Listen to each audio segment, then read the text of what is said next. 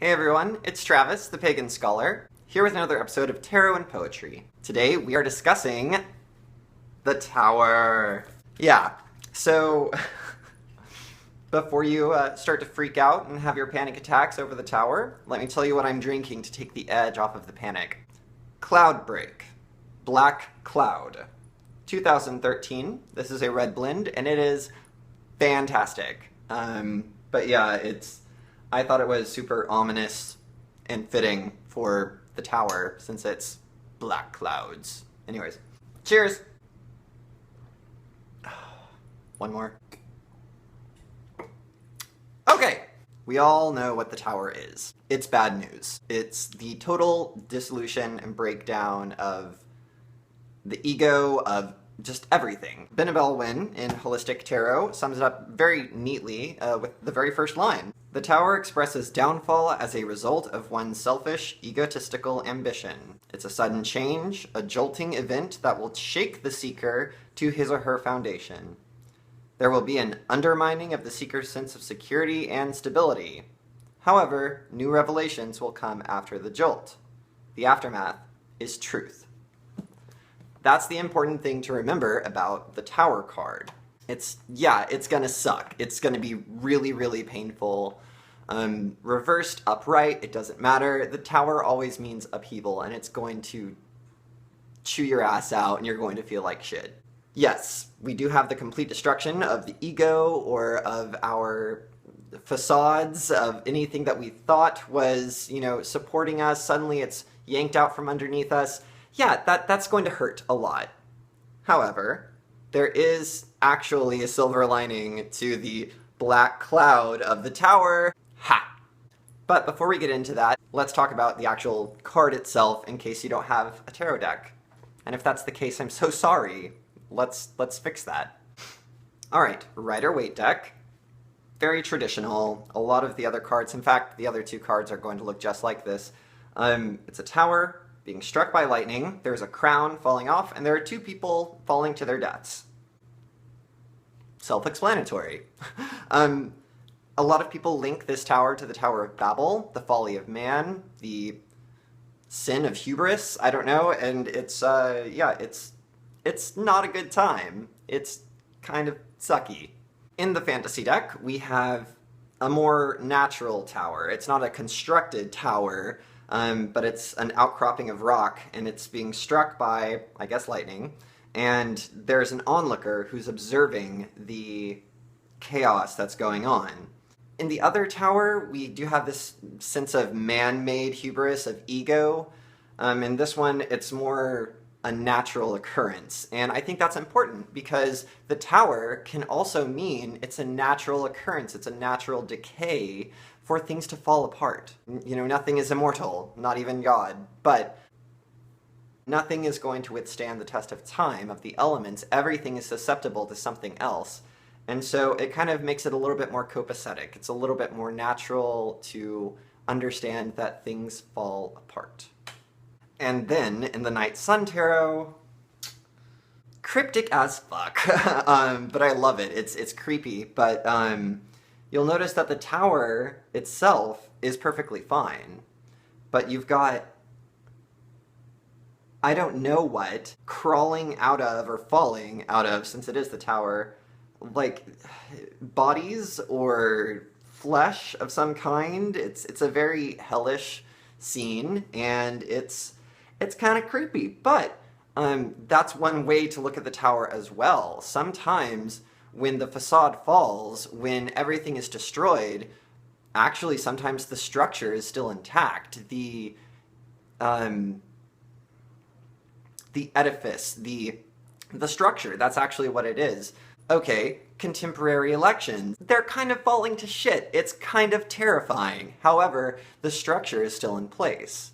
It's just all these demons crawling out, and it's terrifying.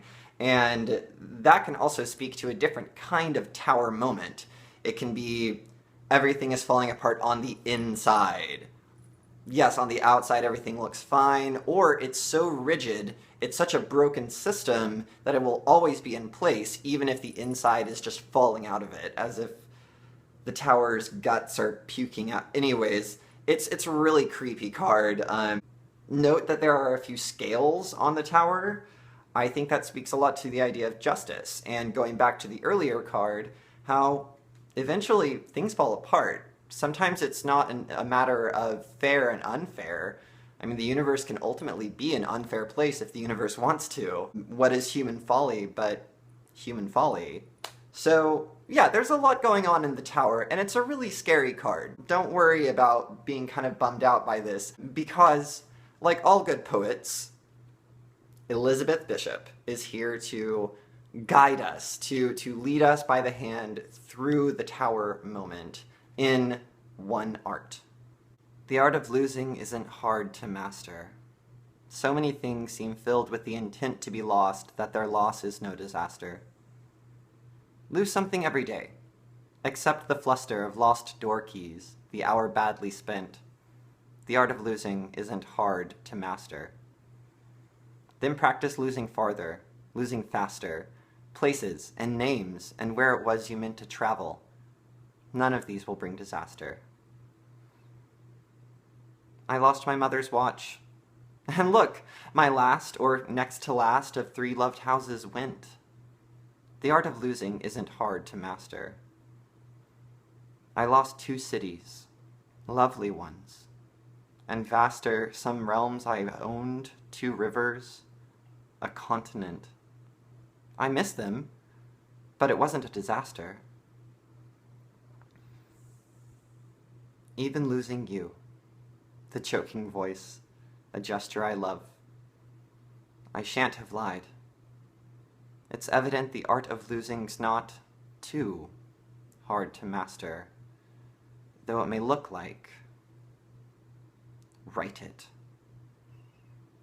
Like disaster. Oh my god. Okay, all the feels. Okay, professionalism. Let's talk about the poem real quick.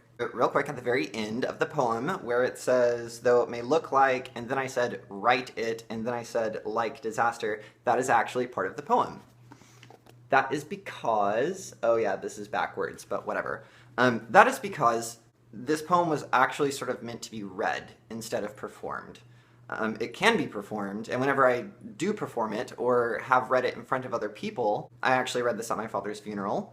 When it is read, it is understood that the poet herself is actually afraid to put down in words, though it may look like disaster, because that's a confession. The very last line is a confession of her saying, I'm actually not sure about this. Write it down. And so it's a beautiful entry into Elizabeth Bishop's trust with the audience. And I think that trust is a huge element of the tower. We might be trusting somebody and they misled us, and so everything falls apart. Or, I mean, there's so many ideas that flirt with the tower in this poem. However, Elizabeth Bishop, in one art, says, it's not that bad. It's not going to be the end of the world. Though it may look like a disaster, it's okay. It's going to be okay. Lose something every day, accept the fluster of lost door keys, the hour badly spent. That is beautiful advice, and I think everybody should do that. You know, accept that moment, and it moves away from you, and it drifts away, and it's not a disaster. This poem is sort of an insistence on, like, it's going to be okay even though it feels like shit. Then practice losing farther, losing faster, places and names where you meant to travel. Oh, okay, so confession time. I actually was a language student before I was a philosophy student. I told you that in the book tour video. But I thought that I would have been in several countries by now. And that's okay, because I'm doing something different with my life. I mean, if we all chose and mapped out the exact course of our lives when we were 18, I think that might be problematic. And that's kind of why the American education system is so broken, but we're not going to get into that. I lost my mother's watch. And look, my last, or next to last, of 3 loved houses went. the tone of this poem, it's so coincidental and it's conversational. She says, "and look," with an exclamation point. Exclamation points are really difficult to master in poetry, and Elizabeth Bishop is a master of poetry. And then finally, the last thing that I wanted to mention was shan't. Shan't is a very specific verb. It's in the future perfect of shall, in the negative, I think.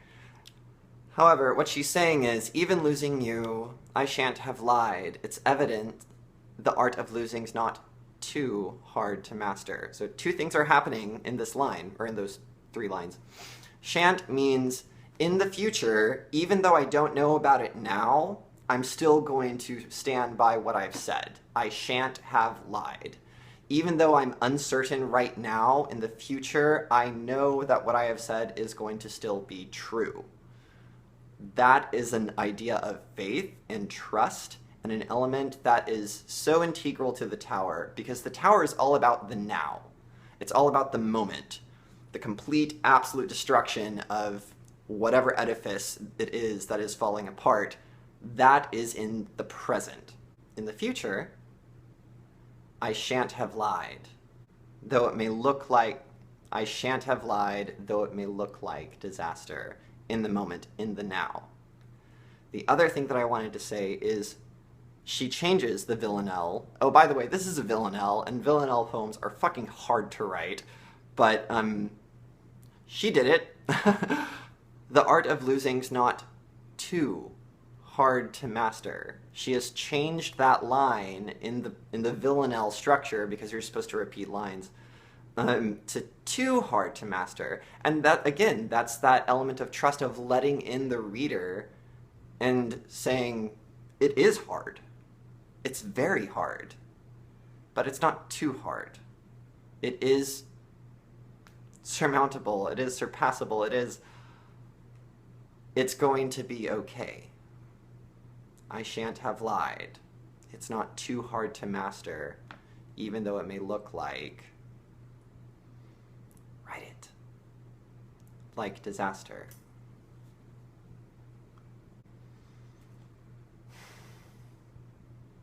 Guys, I hope you enjoyed this video.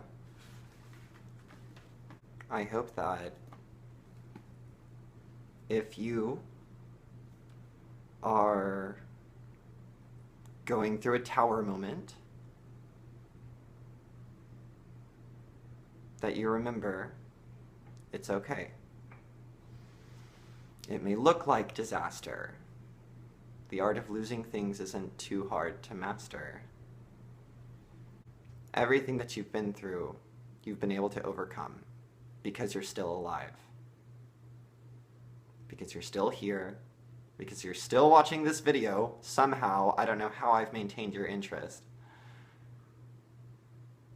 And you're okay. It's okay.